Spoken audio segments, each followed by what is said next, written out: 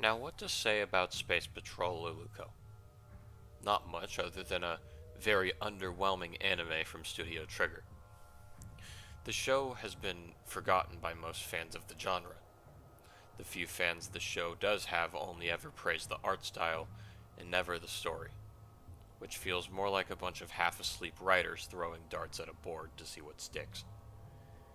Director Hiroyuki Imaishi had previously directed iconic anime from the likes of Gurren Lagann, and of course, his most famous anime, Kill la Kill. Though whenever his works are talked about, Space Patrol Luluco is almost never mentioned in the same conversation. With such an overlooked series, something made for it had to have never been released. And you'd be right. Imaishi had plans to make this show bigger than its short 13-episode run, spanning 2 seasons, each with 25 episodes, all of which would clock in at 20 minutes long, ending the run with a 90-minute movie. Due to the budgeted trigger, this proposal had to be scrapped. As a compromise, however, a few executives suggested to shorten the anime down to 13 episodes, with a running time of only 5 minutes. This obviously angered Imaishi, as the anime would never be able to reach its full potential, unfortunately. A few of the higher-ups at Trigger were demanding the show to be cancelled, unless an agreement were to be made. Not wanting all his hard work to go to waste, Imaishi reluctantly agreed. The show turned out to be nothing like what Imaishi had envisioned. The anime had become a complete mess. To name the changes, Luluco was originally supposed to be 16, but aged down to 13 in an attempt to appeal to a younger demographic. The show was supposed to be an action comedy, turned to a romantic comedy with very few hints of action. And Luluco's mother was supposed to be the main antagonist, only to be replaced by an extremely underwhelming villain who shows up out of nowhere. Like previously stated, the only thing you ever hear fans praise this anime for is the animation. But even that statement is a bit of a stretch, as the animation often cuts corners more than your typical Gainax or Trigger anime. Because of the change in plans, Imaishi would become more difficult to work with. He was more easily agitated. He would demand the animators to move on with the scene rather than simply taking their time. Most of the animators at Studio Trigger would avoid talking to Imaishi, only listening to his demands when necessary. After wrapping up production with episode 3, instead of moving on to the 4th episode, Imaishi had something else in mind. Imaishi had written this script and drawn the storyboards entirely by himself. It was relevant to the anime, but something was definitely off. The animators were ordered to work on this episode and not question anything. The episode in question has since lived in infamy within the anime community. This episode was never given an official name, only nicknamed by fans as Episode 3.5. Many are unsure if this episode even exists. The only information we have on it is from a disgruntled Trigger employee who had been recently fired after talking about the episode in a then-deleted forum post. There have been rumors floating around this episode before he came forward. Some assumed it was just a simple test animation, while others thought it was a tampered version of episode 2. Based on the details, it was something entirely different. When the staff all gathered around to view the finished product, Imaishi told everyone in the room how he slightly tweaked the episode to fit his personal standards. The episode was only 5 minutes long. No opening or end credits at all. Already some eyebrows were raised. None of the voice actors were playing their respective parts. Instead, the episode was entirely visual based. Imaishi was very specific with this episode and was strongly against it being released outside the office. That included the VA seeing it too. The episode began with Luluco, Nova, and Midori all walking back to Space Patrol headquarters. The whole setting looked dismal. The trio seemed unhappy, even Nova, who famously always had a chill demeanor, appeared to be upset. When they had arrived, the HQ was empty. Over Justice and the secretary lady were not there. Midori shut the door behind her, and the whole episode became more dark, both literally and figuratively. Luluco sat in a corner, Nova dropped on the floor, and Midori uncharacteristically started to sob. There was no sound, however, except for a faint ringing some of the staff noticed. It was then realized that the volume was low. When turned up, it wasn't a ringing, but a murmur. The camera slowly zoomed in, the very unanimated scene. The murmur slowly turned into a scream. That got louder. So loud that some of the employees were regretting raising the volume. When the camera panned to Luluco, her appearance was not very pretty. Her eyes appeared to have been hollowed out, and her frown had turned into a very sinister smile. What then was heard was a man screaming Japanese profanities to a woman crying. The camera was panning into Luluco's smile as the sound became more hard to listen to. Scenes that were very difficult to make out popped in and out from the screen. It was inferred the editors would keep track of those later. Luluco turned Nova around, and when the staff saw his face, they were confused as to why it was featureless, as some animators did remember drawing his facial features for the episode, only to have them removed. As Midori saw Luluco and Nova together, she began to stop sobbing and just instead carry a more neutral look. More sudden scenes flashed by as Midori got up just to simply pat Nova on the head. The murmurs only worsened, as the sound of a music box began to play. It wasn't a happy one, but more of a melodramatic kind of song. The staff were very worried but pressed on, as they had to view the whole episode. 3 minutes in, and the animation quality only worsened. The scene became a lot more surreal, almost like a very bad drug trip. Colors were forming around the characters as they were phasing out of the scene, only for everything to reverse itself and go back to where the characters all started. Only then all the colors were muted and it was entirely black and white. The camera panned back to Luluco with the same hollow eyes and eerie grin. A voice can be heard in the background repeatedly saying, "It's not over." Once the chant was over, a booming blast came from the speakers, startling a few of the employees half to death. The screen was completely black, but loud sounds of choking and screams intersected, with distorted gibberish filling the whole office. The lead animator was about to shut the episode off. However, the sounds soon faded away. The 4th minute shown the trio much like how it was at the beginning of the episode. Only now they were walking away from the headquarters instead of entering it.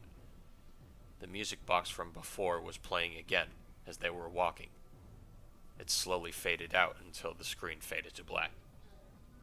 The final minute was a static shot of Luluco, Nova, and Midori, all laying on the grass dead. It wasn't pleasant to look at. They were all motionless and drawn extremely detailed.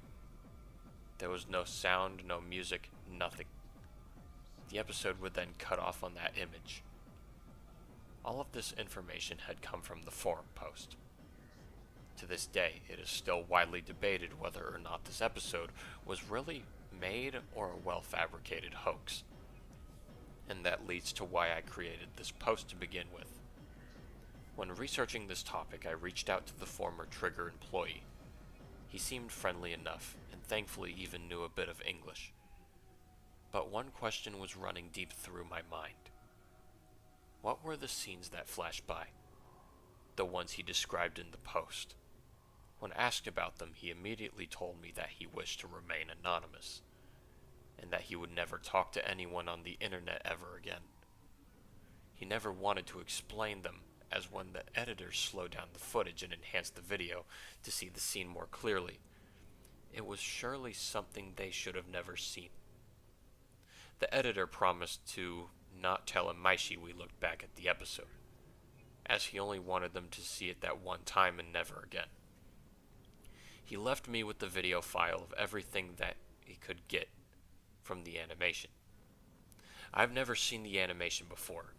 However, all the remnants of what they found from the episode were edited together and put into an MP4 file. This was something they refused to elaborate on, but I couldn't blame them, as to this day, I can't explain this myself either. The video appeared to be of a young woman tied to a table. A man came up to her and proceeded to sexually assault her by penetrating her vagina. My first thought was this was from a porno, but I soon realized this was real, and very much non-consensual, as the man got out a butcher knife and proceeded to hack off the lady's arms in gruesome detail, before going for her neck and cutting into it until it eventually was completely severed off. I was disgusted, and out of pure instinct, I immediately took the file and deleted it, assuming I indeed had a snuff video I could have gotten arrested for possessing. I soon had realized I made the wrong choice, as weeks later, just as I was able to gain the courage to search into this mystery again, the website I was using in order to talk to the man had been deleted. I now ask anyone out there if I could get a proper explanation of this episode. If you happen to come across this website on the dark web, do not ignore it. Archive it. The information we have is shoddy at best, but after the assumed contents from the episode I had witnessed, the truth must be set free. And that was Space Patrol Luluco 3.5, written by SneakerLoop. Oh my god, dude. Review time. Now, I hate this story, but it's for much different reasons than you'd imagine. It's not just because of the not really good punctuation. There's a lot of misusages of commas here and there, but that doesn't matter right now. It's not just because of the cliches back and forth either. It's also because of the complete flanderization of the source material and the things that just happen out of nowhere. Now, to tell you the truth, I gave Space Patrol Luluco a look-see after I watched this episode. If anyone's wondering what I thought about it, it was not bad. I liked it. And from what I've seen in people's reviews and thoughts about it, they thought it was... a lot of people thought it was decent, too. And it seems to be more well-known than the story is making it out to be. Now, author, I respect your opinion, but my first flaw with the story is that the introduction feels more like a rant from the narrator, the person typing all of this down. It just feels like someone going into detail about, oh, this show is bad because blah blah blah blah blah blah blah blah blah blah, and then we get to the actual episode. Yeah, why not just focus on why the episode was made instead? Like you were intending to in the, what was it, the next paragraph? The third paragraph? I don't know, man. And then we get to the actual episode itself. See, if there's one creepypasta I despise, a classic one, it is Ed, Edd and Eddy Lost Episode, also known as Episode 34. It is a bad story because it is just a bunch of random shit that happens. It zooms through the story and it leaves you with answers none. It leaves you wondering what just happened. You don't know what was going on throughout the whole thing. This story has that problem. It just, oh, the characters walk in somewhere and two characters are nowhere to be seen, and then they all freak out, and then Luluco's face changes, and then there's a massive beating in the background of some poor woman, I'm assuming. Judging by the disgusting imagery that showed up on the screen. I'll get to that in a hot minute. Yeah. Now, try to link that all together and ask yourself, what was that supposed to be? Like, how was that supposed to link to episode 3 in any way? See, in stories like Axis Powers Italia, episode 23.5, I like that story. Not only is it like sad and frightening at the same time, but it also makes sense to the previous plot line. It connects well. Like, they're starving on an island. They have no choice but to eat someone they care for. And then the next episode, I'm assuming in the next episode it's fine. This could be a scrapped episode, for example. I like that story. It connects well. Here, it doesn't. It just goes down for no reason. And then we get to the whole discussion. It leaves me asking, why did the creator make something like this? Was this a vent animation? Why did he show it one time and never again? Why did he get people to make it for him? Just so he can show it and never again. It doesn't make any sense. Nothing makes sense here. Nothing makes sense in this story. And finally, we get to the ending, where the really quick frames were caught in an MP4 file by an animator and sent to the writer. And it's just some poor lady getting beaten and raped. And her limbs cut off, and this is shameful. This is shameful. Just putting rape murder. Let's mash that together and put it in the story for no reason. That is a disgusting. That's the most flimsy handling of sensitive material I have ever read in my, well, not in my life. I've certainly read worse, but this is very flimsy handling of sensitive material. And author, you really need to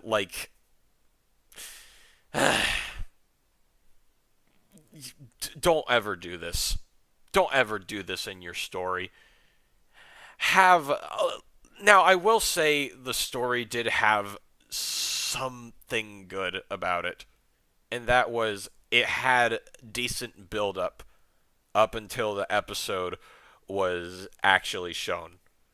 But other than that, it's, I fucking hate this story, man. I hate it so much. I hate it.